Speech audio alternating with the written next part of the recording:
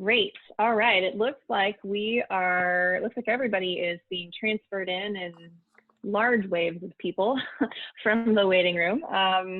As you guys are coming into the webinar, I just want to thank you for taking some time out of your evening tonight on a Thursday evening. And if you don't remember what day of the week it is, I know I'm kind of in that mode where I don't remember what day it is. Everything is messed up.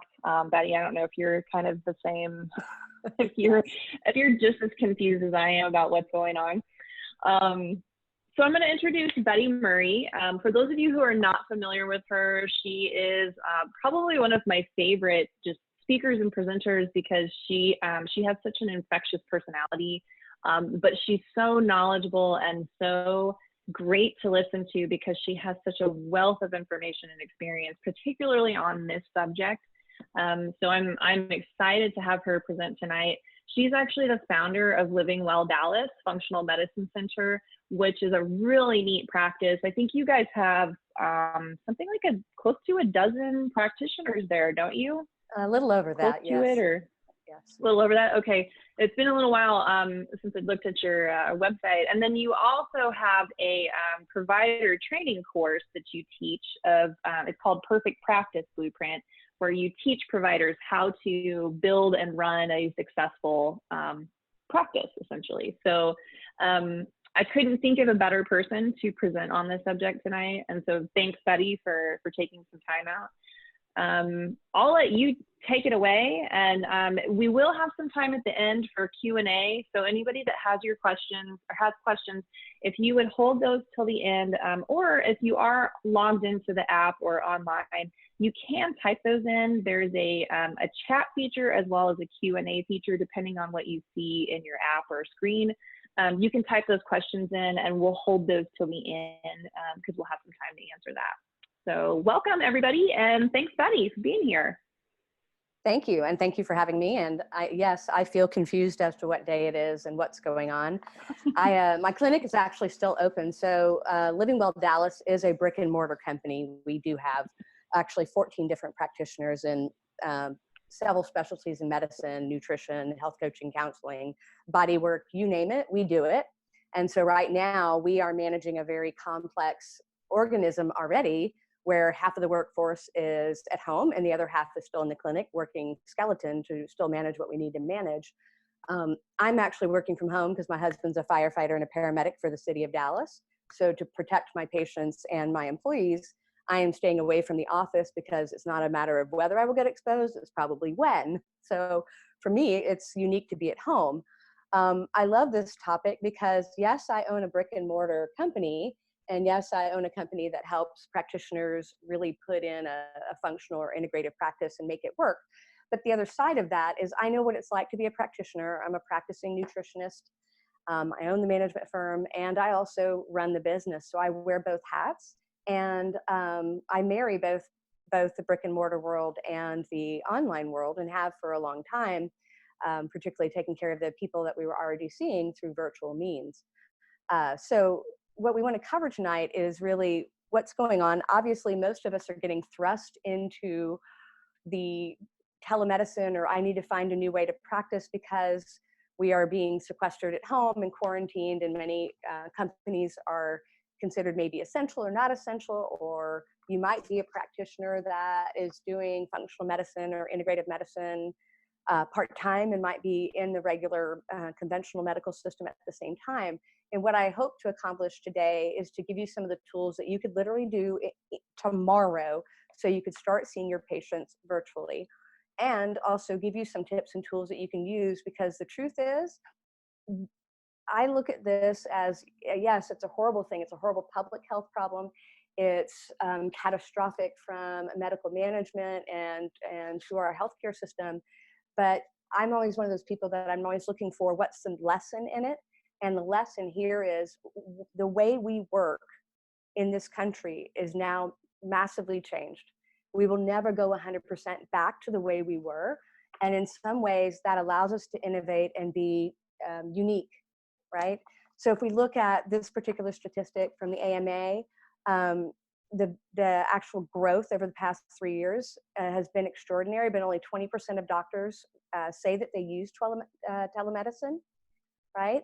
And telemedicine actually outpaced growth in urgent care centers, retail clinics, so that includes like minute clinics, and it's been growing over 53% between 2016 and 2017. And of course, that was, several years ago now. So we're looking at exponential growth. And that global telemedicine market is going to grow 19% annually. This is before coronavirus. And from 38 billion in 2018 to over 130 billion in 2025. So this is all estimated before the pandemic really started, right? So our world has now completely changed. So one of my favorite statements, actually, Tony Robbins says it all the time, and it is, when is now a good time? So now is a good time to take the opportunity that this sort of pause in everything, business and life related, and look at what things you need to change to be ready for the new frontier, and then what things you can do immediately to still keep revenue coming in and still care for your patients. They still need help, right? And they still want you. So telemedicine virtual visits are really about access to care. If you look at the distribution of people using virtual means to communicate, if you work with a younger population, I'm sorry, but if you're a millennial or you work with millennials, they don't want to come to your office. They want to work virtually. They want to get things when they can get it and how they can get it, and they love to be able to use their technology. It's also an access to public health need. We have obviously significant change because of coronavirus. We don't have enough people to care for people. We'll talk in a little while about the relaxation of Medicare rules and, they brought people out of retirement to help, and nurses and things like that. So it has relaxed some of the rules, but there are still some rules that apply to telemedicine. And of course, that's an evolving world too, but it is a public health need. And quarantine practitioners, you need to still be able to earn. What we don't want is for you to suffer and your practice to suffer, particularly if you're fledgling and just starting out. But even if you're like me, I've been in business for 15 years, right? I weathered the economic downturn of 2008 when no one knew what functional medicine was or an integrative clinic. So I know what it's like to go through a downturn where you're 100% cash pay. We've never taken insurance. We always were fee for service. So you need to be able to still continue to earn. And we want to be able to protect your patients, your staff, and you, right? So the more we can draw people to an online platform or a telephonic platform, the more safe you will be. And then the truth is, this stuff is here to stay, right? So we need to kind of go with the flow, and we need to be able to adjust and adapt to what's really, really going on in the marketplace. And so when we look at virtual practice framework. So I like to think of things as a framework or kind of a logical pacing of what really needs to happen. So the first thing you got to think about is, how do I take payment? I got to create new consents. And so the two biggest things is you have to have a new consent to really consent your patients to communicate via a different platform than face-to-face. And you can definitely talk to your legal team. And obviously I'm not a lawyer. I'm not going to advise you on how to make that document work, but there is definitely templates out there for telemedicine, and it wouldn't take much to run it past your lawyer to just confirm. And that confirmation is really going to be that you're using information telephonically or through virtual means like an online platform. And you also want to have a clause in there to hold harmless you and your clinic for any technology breaches that could possibly occur that are beyond your control, meaning that something got hacked, let's say, in one of the platforms, that it would hold you harmless. So you have to create a new consent, and you have to make sure you can take payment. Now, hopefully many of you may have a payment platform, but we'll talk about that a little bit later. But of course, if you're not in your office running a credit card or taking a check or taking cash, then we got to figure out how to set up payment elsewhere. And then your patient-facing technology needs, right? So you need the online capacity to be able to schedule, right? To be able to schedule somebody and communicate that schedule with them, and be able to communicate and share information and share documents with patients, right? And you also need some sort of video chat software so you can look face-to-face with somebody. right? That's also HIPAA compliant. There is some relaxation of this somewhat, but not really, because at the end of the day, that's just for COVID, and that's not a long-term solution. And to be honest, many of those have their own problems. So you want a HIPAA compliant platform in which to do your video chats. And like I was saying, in my clinic, I have a support staff of 5 that support all the schedules for 14 different people. We have psychiatry, rheumatology, internal medicine. We have clinical nutrition, health coaches, licensed professional counselors, body workers. So we have this widely diverse practice with a bunch of different specialties. And so all of these people need to be able to communicate what's happening so we can keep our coordinated efforts. So you also need to figure out, how am I going to pass information on if I have a team member? Like, am I working solo? Do I have several people that work with me or for me? Even if you have an assistant that takes care of your books, how am I going to translate the information that's happening to make sure that there's not a gap where things fall down in the process? For instance, our lab is still open. We're still running lab work. So we need to make sure that we're communicating what's getting ordered from somebody who might be working virtually back to the person managing our labs, and make sure that we're getting the information. Like, we're still sending stuff to Vibrant every day, and we're still receiving lab tests back to be able to go over with our patients. So we need a way to be able to manage that communication in a way that works.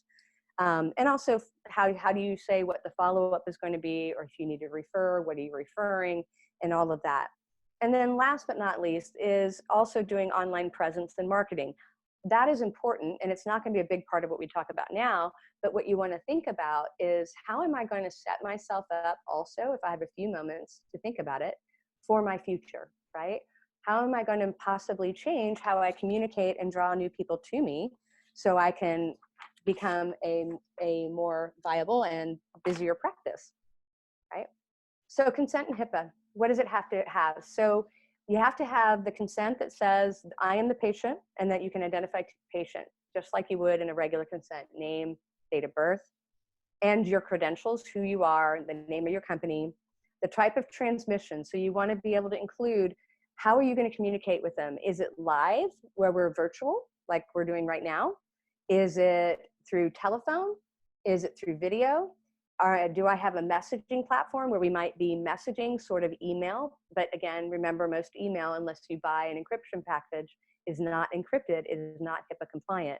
So you want to know exactly how you may communicate with those people, so you can put that in your consents. You also need to make a comment and have some waivers for potential technology risk and process. And it would say something to the extent of, hold harmless, potential breach of private health information that is beyond the control of your practice. And again, an easy clause for you to find online and then run past your technical team and your legal team. HIPAA still applies, right? So privacy, encryption, personal health information still applies. If you have other partners you may be working with, you need to make sure that you have a business associates agreement for PHI. And you want to make sure for sure that if you're working from home and you're working on a laptop, that you're not keeping private health information of your patients localized on that machine, right? Because the most common breach of personal information is a stolen laptop or device, right? So it's not somebody hacking into a really large database.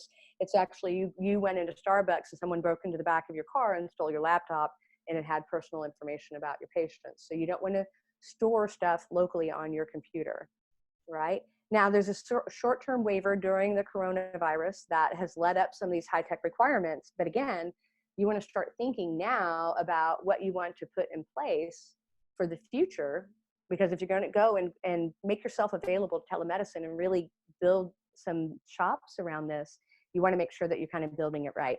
And Vibrant has a lot they are starting to do for this. And one of those things we're actually going to release tonight and talk about.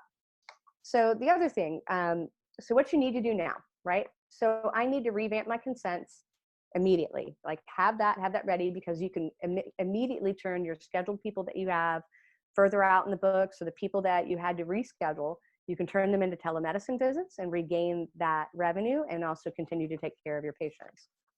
And then figure out how to take your money virtually. So what we're going to talk about tonight is a new release by Vibrant. This is part of a larger application release called Zyme Balance. I just misspelled that, sorry. Zyme Balance, that is an entire platform for practice management and patient communication. It's still in the works, but two of the things that they're releasing, one part is the video telemedicine conferencing piece. And then by Monday, they are working feverishly to get the ability to take payment through that system. So if you're already a Vibrant provider and you have a Vibrant portal to get your labs, you actually can sign up and do scheduling and do the virtual communication with your patients right now. And then Monday be able to take payment, right? So how are you going to get your business online? So you could work from anywhere, right? Now, Medicare and TRICARE and Medicaid have allowed for telemedicine visits for reimbursement, right? But most of your commercial insurers were reticent to start doing that. But with the coronavirus, we have seen some reimbursement, right? So there are reimbursement codes, and there is now reimbursement available, still a little patchy depending on probably different states, but there is reimbursement. My assumption is that most of the people that are on this call and watching are probably cash pay or some version of cash pay and insurance-based practices. So of course you can absolutely charge for your time and charge for virtual visits. We charge the exact same amount for virtual visits as we do for visits in person, because it's the time of the provider and the skill set the provider brings and the value we give. So if you are billing insurance, know that there is some reimbursement for that. And look at what solutions you may have now. If you happen to be in a situation where you're using paper charts, right? So when is now a good time? Now would be a good time to consider how to start shifting your practice off of paper and onto some electronic means. We happen to use a electronic health record that is completely cloud-based, so I can get to a patient chart from anywhere in the world. And so you want to think about where you might want to get that information. And we can talk a little bit about it tonight, and I can make some suggestions. But ultimately, if I'm thinking again, where can I plan out my trajectory as I come through this pandemic? I want to start thinking about, if I want to make my business able to be mobile, what things do I need to basically make virtual, right? So you want to be able to do intakes online where you're not having somebody fill out some paperwork and either send it back to you or hand it back to you.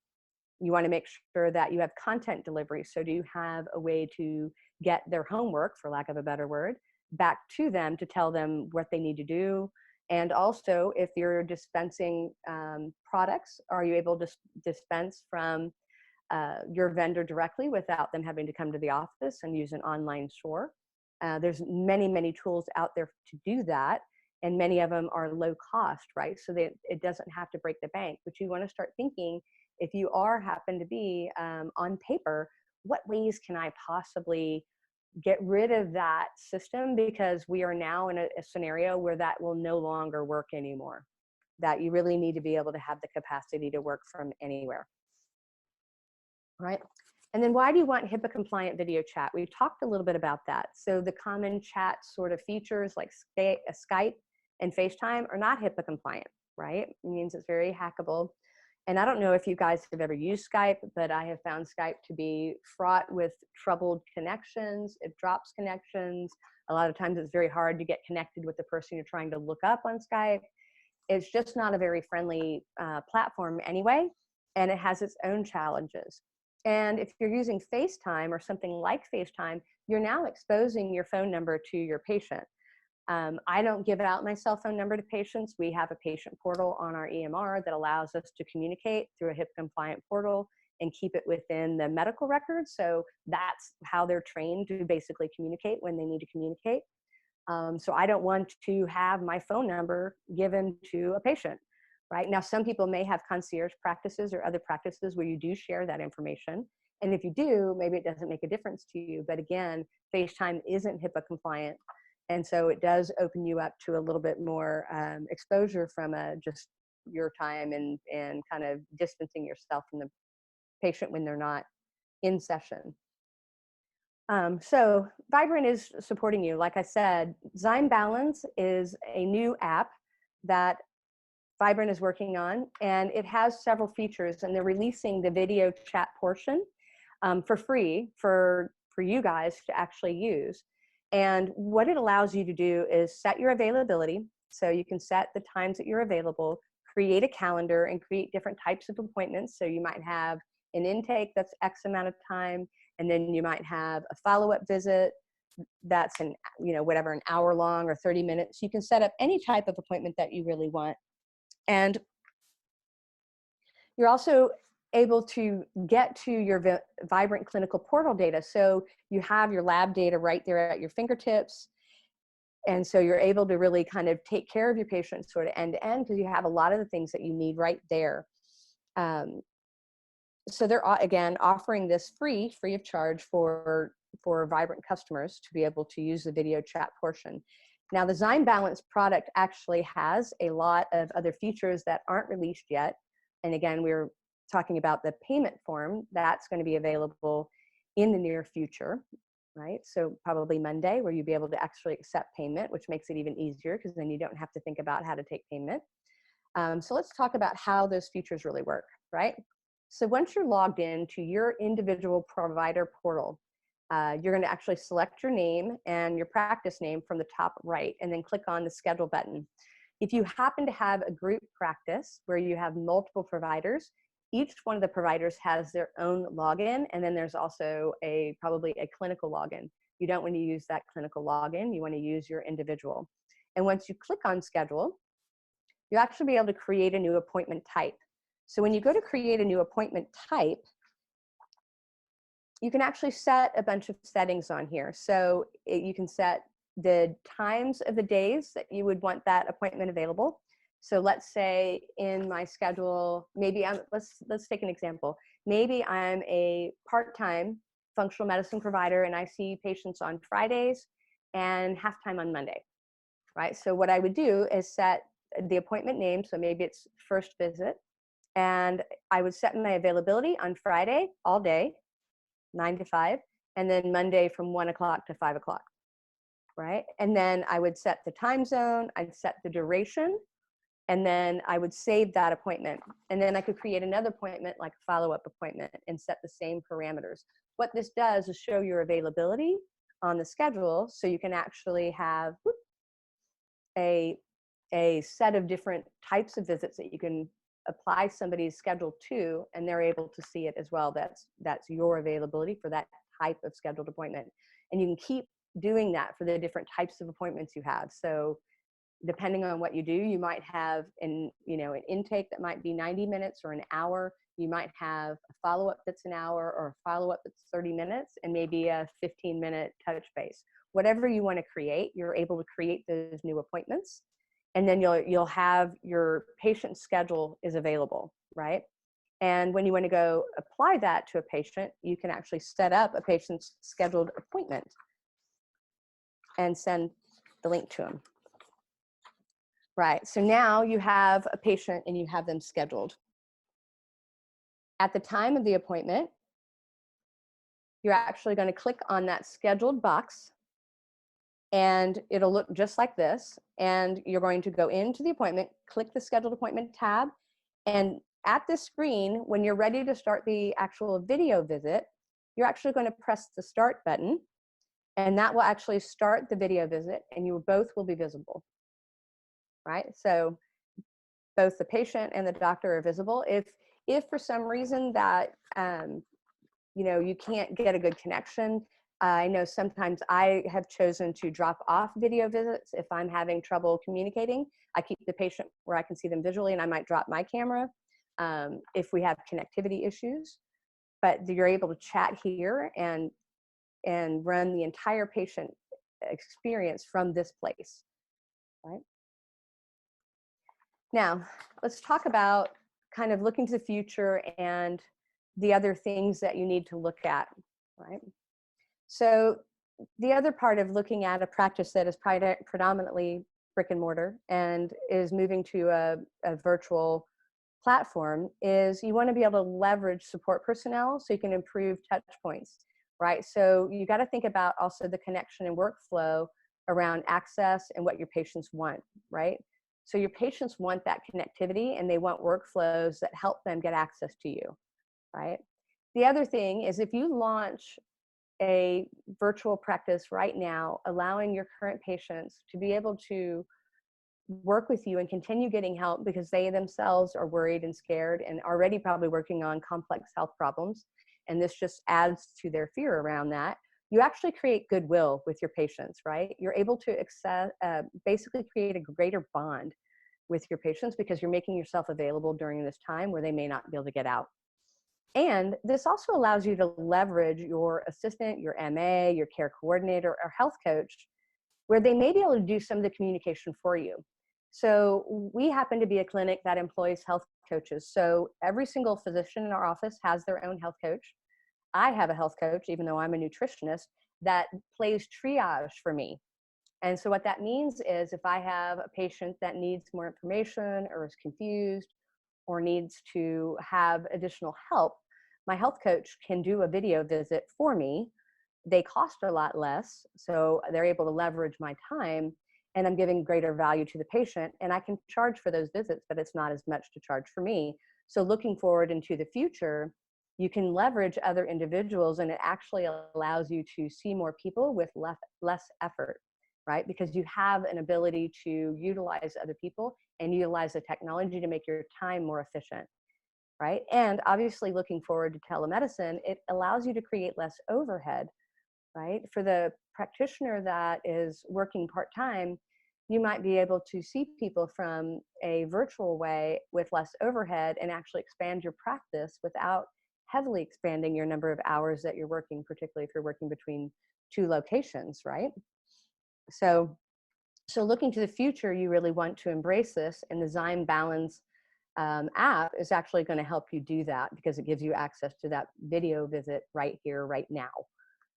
Right, so getting the word out. So I want to talk a little bit about how if you were going to start telling your patients to let them know that you're offering virtual visits and letting them know about how to start utilizing that, right? So you want to share your new tool, right? So I'm going to make the assumption that maybe some of you on the call do not have email newsletter or the capacity to maybe communicate with your patients, right? So as you look forward to moving on to a platform where you can utilize electronic communications, email newsletters and automated reminders are things that I think are very vital to a practice that's efficient, right? And so if you don't have an email newsletter, now would be an awesome time to do that. We have a completely integrated system with what we do, but there are companies out there like Constant Contact, MailChimp, that are dirt cheap, where you can start collecting information and actually allowing your patients to be able to give email addresses and text phone numbers to be able to be communicated with. Now, it's important that if you're using one of these tools that you use that you put that information in your consent and have them consent to receive marketing. Because if you're sending information out through one of these channels, it's considered marketing. It is not practice-specific patient information that would be considered required, like schedule updates. But I recommend doing that because if you have a newsletter, you can send out the information that you now offer virtual visits and let them know that you're available. The other thing is take the opportunity while you're maybe quarantined and have a little bit more free time to create a Facebook page if you don't have one, a business page, and create an Instagram business page and start getting into the social media world if you're not there, right? Because that is where your patients actually go to look. The latest statistic I read was that 87% of people will look for your business online on Facebook or Instagram. They don't necessarily even go to the web. A lot of us spend a lot of time on some really in-depth websites, and social media gets excluded or left out, where social media is really where your patients are at, regardless of the age group. Unless you're working with the much more senior population, the majority of your patients are on some sort of social media platform all the time. the average teenager actually looks at their social media pages in the middle of the night. So they will wake up at least one time and check their social media feed. So if, regardless of who you're looking at, they're there. I hope all of you have social media accounts, but this would be a time, if you don't, to really explore going into that and getting a little further into the social media thing. And I'll be the first to say, I know that social media for many of you is something that is almost like a dirty word, because you don't enjoy it. You don't want to get on there. You don't want to expose your personal life to your patients. And that's why a business page is important, and it's beyond the scope of this call. But you need to be on there in some way, shape, or form. It's kind of the new yellow pages. It's the new way to make sure that people see you. And it's a great way to share that you offer virtual visits to your patients. Right? So for instance, on our Facebook page, this is a post we put on there letting people know that we offer telemedicine visits and phone conferencing to our patients, and that they could call and email, right? And that we left pinned to the top of our page, so our patients that are on there all the time looking at stuff know that we're still available, that we are still there to take care of them. So let's talk about what everybody's probably really concerned with, is licensure issues and telemedicine laws. So if you've been watching the news, this is rapidly changing. There is so much being said out there in the world that may be right or may be wrong, and it is rapidly changing. So Medicare recently released the fact that they would allow for telemedicine visits and lighten the load a little bit. And but each individual state is in charge of their actual rules around telemedicine. So several states are considering new regulations, of course. New Jersey on last Thursday evening passed a law allowing New Jersey providers in good standing to see patients via video visits with whom they have an established patient-provider relationship. Most states have some sort of telemedicine law already in place. There's about 8 that don't. For instance, Texas allows for providers to establish care in Medicare in situations for standard of care visits, and we're able to do video visits as follow-up. The licensure issue really hasn't been much of a problem for like your bigger academic centers, but what we have found is a lot of these bigger hospital systems too weren't really prepared for the telemedicine requirements needed today. And as soon as COVID-19 hit many places, many of the pre-existing large hospital systems were really unequipped and really managed to actually take the telemedicine visits. Reimbursement issues have been why this is so slow to be adopted, right? Because if somebody was on insurance and unsure of whether they were going to get reimbursed, and probably weren't, there wasn't going to be a lot of growth there.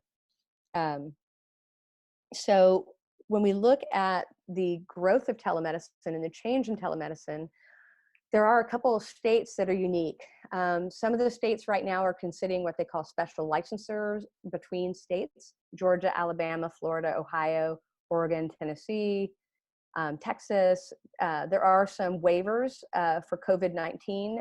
But here's the thing, what makes, and again, I'm not a lawyer, so I'm not speaking as your legal advisor, but what makes a telemedicine visit in state is where the patient is when they call or when you establish that virtual visit.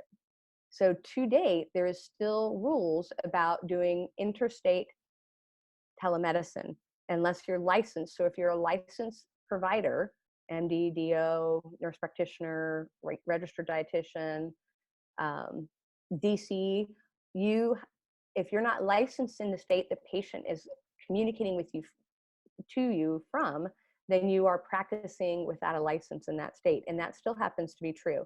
Now, here's the thing. Again, there's a lot of waivers going on. There's a lot of movement and change for telemedicine in some of these states. But what we'll probably see and what everybody's anticipating is COVID-19 is going to cause maybe a radical change for many of these states, and that there may be some cross-state licensing and some broader application of telemedicine to allow broader adoption. But today, even if you're saying, hey, I'm practicing functional medicine, I'm not going to prescribe because I'm not acting as a prescriber, I'm just consulting with you, if you are a licensed provider, you're still pushing the line and the limit. Just because you do carry that license, and even if you have the patient consent that it's only consultative and that you're not prescribing, and that you don't actually diagnose them with anything, you still run the risk that if they become unhappy or anything else, they could go to whatever state they're in, that medical board, and start a inquiry, right? So it's, buyer beware, and be cautious about doing interstate patients as a licensed provider, just because it does open you up. But I do believe that we'll see some pretty big changes, hopefully from just this pandemic, that may open up the ability to do more telemedicine across multiple states.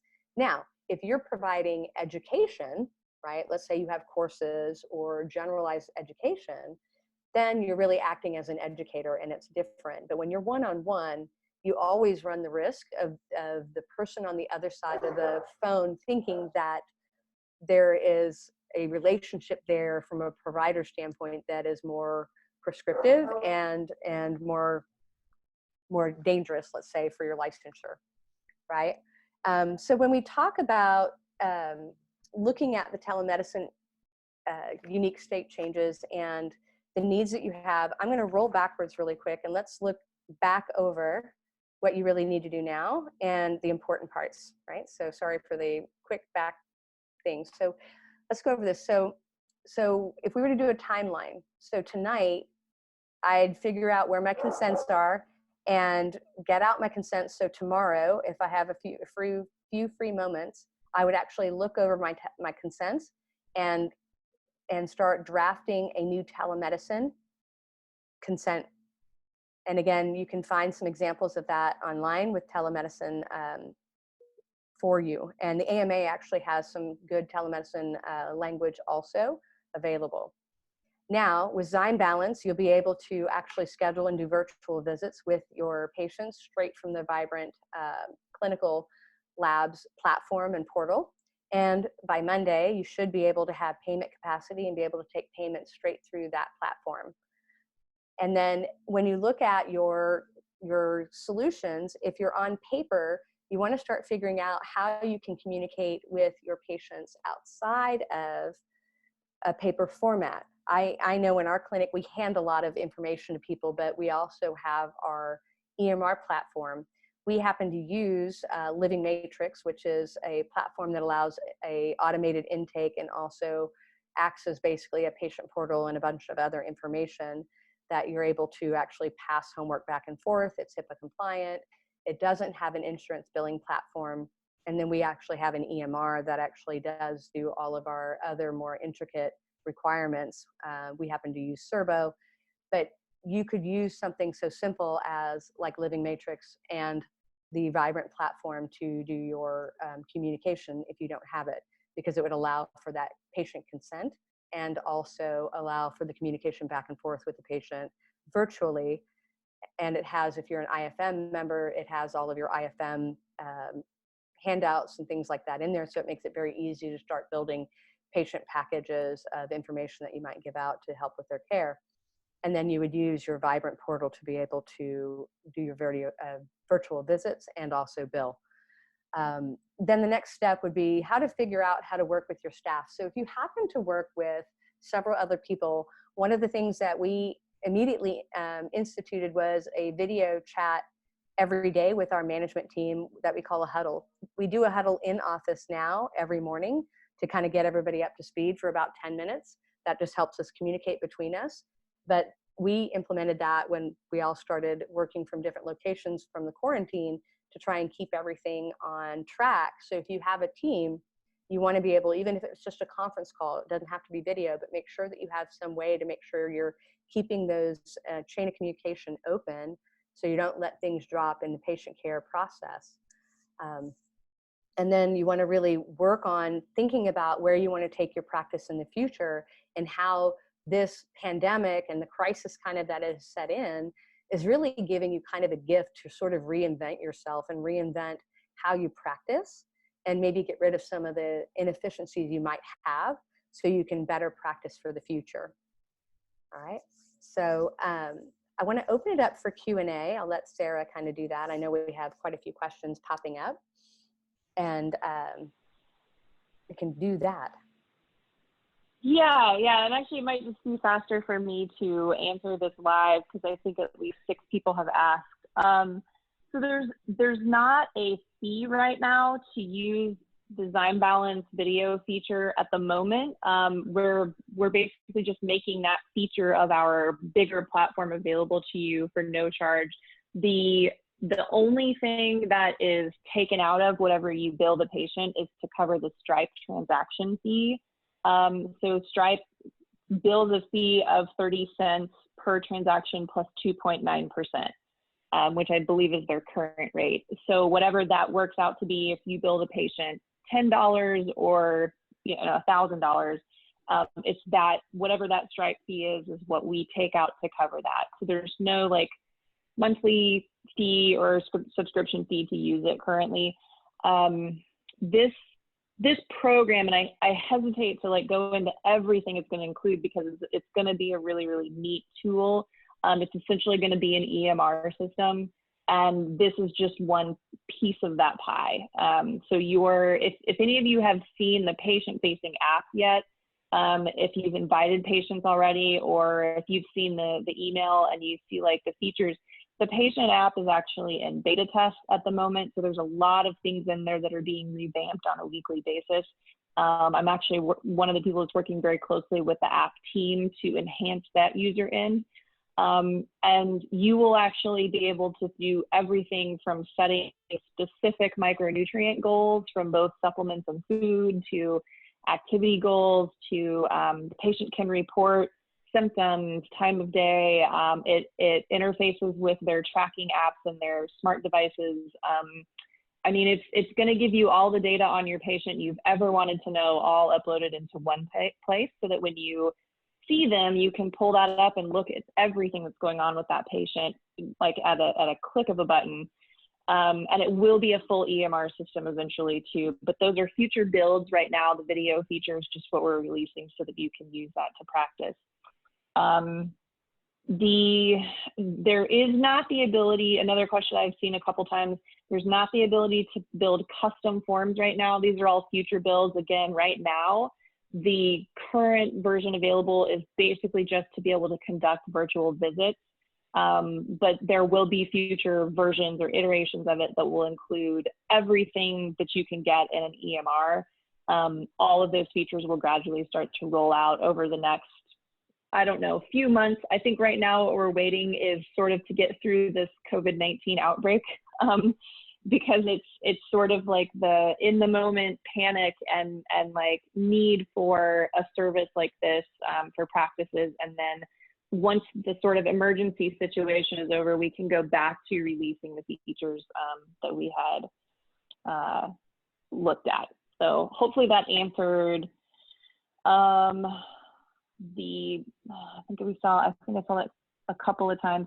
There is one question, Betty, and I think you would probably be the best to answer.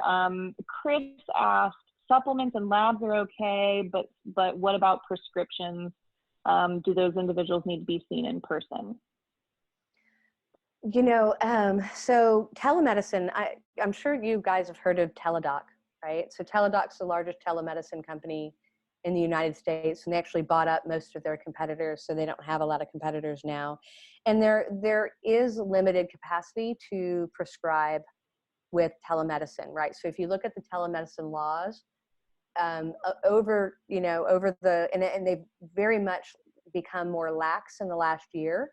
But for the longest time, it was kind of sniffly nose, cough, sneeze, your sort of basic sort of emergent kind of care, urgent care sort of calls. But what we're starting to see is that as long as you have established care with that patient and you're continuing care, you can prescribe, right? And in most states with telemedicine laws, there's no restriction on that other than probably controlled substances, which I doubt many people are doing here. But let's say you have Susie Q on thyroid and you haven't seen her in 6 months and you were scheduled to see her and now you choose to see her virtually and you refill the prescription, that's totally fine, you know. So, and I would check and make sure in your own state that there aren't any rules, but I know we actually had a very early contract with one of the telemedicine companies called Ameridoc that got bought by Teladoc to do nutritional counseling through their telemedicine. And even 8 years ago, there was an ability to do prescribing. It was more limited than it is today, but it's a lot of it's your own personal judgment. The other thing, when you're doing a virtual visit, if you happen to be a prescriber, as long as you kind of notate that whatever was going on in that visit, let's say especially if you're billing, and let's say you're covering a particular issue with the patient, if you note in your chart that whatever was going on, let's say you were just doing a thyroid check on the patient, you're just checking symptoms, and you can note that it doesn't warrant a physical touch, then absolutely you're kind of covering your points on charting as well. Great, thanks. Let's see. Another question I saw quite a few times was, what about my patients who are not currently Vibrant patients? So in this particular build, only your patients who you've already ordered testing on, or who you do order Vibrant testing on, will be available in your portal. And those are the patients that you can invite to download the patient app and then communicate with them. Again, in future versions, you will be able to send out an invite code to patients who do not have Vibrant testing, but at this point, right now, you're only able to do it with existing patients in your portal. Let me see. Richard asked the difference between Living Matrix and Zyme Balance, and it sounds like Living Matrix is a full EMR. Betty, can you kind of, I guess, go over that a little bit more in detail? Yes. So I know I'm going to speak for Vibrant for a moment, for Sarah. I have a limited knowledge of the app that they're building. And I know that if Vibrant could have their way, the entire app would be done and they'd introduce it to everybody. But they really felt that getting the video conferencing portion out to just help all the practices be able to at least help people virtually was more important than getting the whole build. So I was actually somewhat hesitant to talk about, another application, knowing what was coming down the line. So Living Matrix is designed for functional medicine practices, and it has at its very basic level the ability to do a in-depth intake using kind of the functional medicine matrix, and actually builds a matrix for you. And then it has built in all of the functional medicine handouts. So if you're giving a Candida diet to somebody, it has the handout for it and all the comprehensive guides, where you're able to kind of build a PDF for the patient and send it to them. So it is a EMR without prescription and without billing. So it provides that sort of electronic office, for lack of a better term, where you're able to actually kind of run your practice and be able to communicate back and forth with the patient, but it doesn't have video capacity, right? So it might be a good interim thing for you to use, and use a Zyme Balance to communicate. Because especially if you are on paper and you're used to getting intake paperwork or, MSQs or, multiple symptoms questionnaire stuff back in paper form, you have no way to do that electronically in a very efficient way if you don't have a platform. And there are online EMRs that are free, but a lot of the times the setup process is not worth the effort if you're not going to use them long term, because you have to jump through so many hoops to get it set for conventional practice in order to use it, right? And you still need that virtual visit platform. So I would think about using Zyme Balance and maybe looking at Living Matrix in the meantime, so you can use that for the other pieces if you don't have something. Great, thanks. Let's see, Lori asked a question: how does the exam portion be thoroughly considered? Blood pressure, pulse, etc. We cannot make correct recommendations without this. So the physical exam. True, yeah. Telemedicine, and again, I'm not a lawyer, telemedicine doesn't include any exam portion. But like using that example of the thyroid patient, if you believe in your clinical judgment, there's not a need to physically touch them to do whatever you're doing on that call, then you just want to notate that. But yes, you wouldn't be able to do the traditional examination things that you would normally do.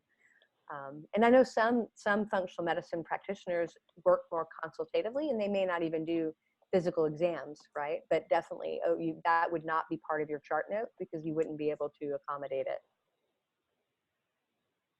I'm hoping sometime in the future when we have all these connected devices that we can kind of, get that data from somebody. If you're Right. Yeah. Let's see. What type of payments are accepted with Stripe? So Lori, Stripe, if I remember correctly, is a fairly comprehensive payment platform. They can pay with any type of card. I believe it also gives you the ability to log into a PayPal to pay through Stripe. It's a pretty comprehensive payment platform. So it should take any method of payment other than like cash or check, obviously, that your patient has. Okay, let's see. I'm scrolling through to see. And then Chris asked about Living Matrix. There's a fee as well as the membership to use it. Is that correct? There is a fee. I can't remember exactly how much it is for an individual practitioner, and they may be giving a month free, for people that are wanting to join during this process. You can check out livingmatrix.com and chat with them over there and see what they can do. But they have different pricing according to how much, how big a practice is, how many providers, that kind of thing. Great. Awesome. Let's see. James, we will have a recording. We always record our webinars and post them in our education portal along with the slides. So typically it takes about 24 to 48 hours to get those up. But you'll also get an email follow-up that will have a link to the recording, and you should be able to go into our portal and watch that at any time as well. And then Lori, yeah, so we had that question earlier. Right now, we do not have the ability to send the link for patients who are not Vibrant patients yet. But in future iterations, that will be possible. Just at this current time, we're only able to send out the invite for patients who you've already ordered labs or who you do order labs on in the future. All right. That might be it. That's the majority of them. Yeah. And then Betty, did you have, I think that you had some information. If people are interested in your training program, your Practice Perfect, they can contact you as well. Right. So our Perfect Practice Blueprint program is really designed for the brick and mortar practice, trying to figure out how to make functional medicine work in a very financially advantageous and kind of, like it says, a perfect practice. And so we really work predominantly with somebody that has clinics that wants to make themselves more efficient. If you go to functionalmedicinebusiness.com, the Contact Us form, and it has a very short kind of questionnaire, just a little bit, it helps you think about your practice.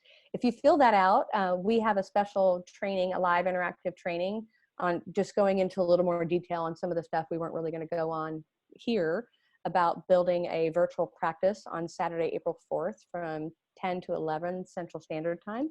If you fill out that Contact Us, we'll make sure that we get you an invite to that, and we can go into more depth and talk a little bit more about other parts of having a virtual or semi-virtual practice. Great. Awesome. Thanks so much, Betty. Thank you. Any other questions, you guys can reply to the email from like the Zoom, don't reply to the Zoom email. Those questions won't go anywhere. Any of the emails that look like they came from my email address, sarah.ashman@vibrant-america.com, you can reply to those. And if it sounds like there's a lot of like tech questions in IT, I will make sure that gets forwarded to our IT team. Tammy, that was again sarah.ashman, that's sarah.ashman @vibrant-america.com.